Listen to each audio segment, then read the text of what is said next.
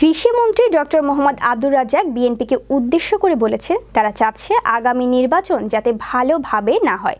তারা দেশে অরাজকতা, নৈরাজ্য সৃষ্টি করতে চায়, হতাশ, বিশৃঙ্খল পরিবেশ সৃষ্টি করতে চায়।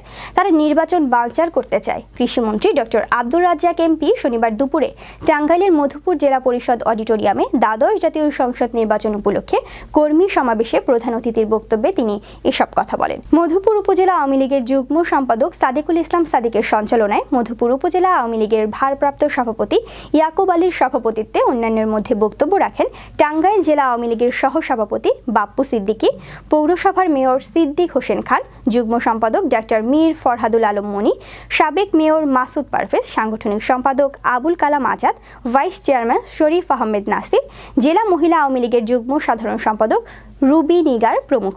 মধুপুরের ইতিহাসে এটি একটি অত্যন্ত সুসংগঠিত, সুচারুভাবে পরিচালিত, অনেক সুন্দর একটি আওয়ামী লীগের নেতাকর্মীদের সমাবেশ। আমি মনে করি বাংলাদেশের ইতিহাসে বাংলাদেশের বাঙালি জাতির সবচেয়ে বড় অর্জন আমাদের স্বাধীনতা। এই স্বাধীনতার